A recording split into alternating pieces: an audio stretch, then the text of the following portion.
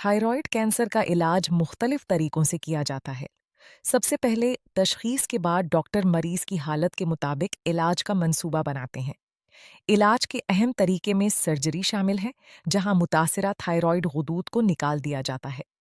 اگر کینسر پھیل چکا ہو تو مکمل تھائرائڈ نکالنے کی ضرورت پڑ سکتی ہے۔ اس کے بعد ریڈیو ایکٹیو آیوڈین تھراپی کا استعمال کیا جاتا ہے۔ یہ تھراپی باقی بچ جانے والے کینسر کے خلیات کو ختم کرنے میں مدد کرتی ہے۔ مزید برآں کچھ مریضوں کو ہارمونل تھراپی کی ضرورت ہوتی ہے تاکہ تھائرائڈ ہارمونز کی سطح کو متوازن رکھا جا سکے۔ کیمو تھراپی اور ریڈیشن تھراپی بھی بعض صورتوں میں استعمال کی جا سکتی ہیں، خاص طور پر جب کینسر زیادہ ترقی کر چکا ہو۔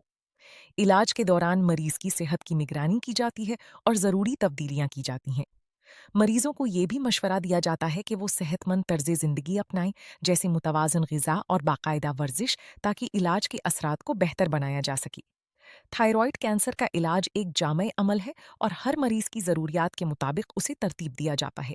اس لیے مریضوں کو اپنے ڈاکٹر سے مکمل معلومات حاصل کرنی چاہیے تاکہ وہ بہترین علاج کا انتخاب کر سکیں۔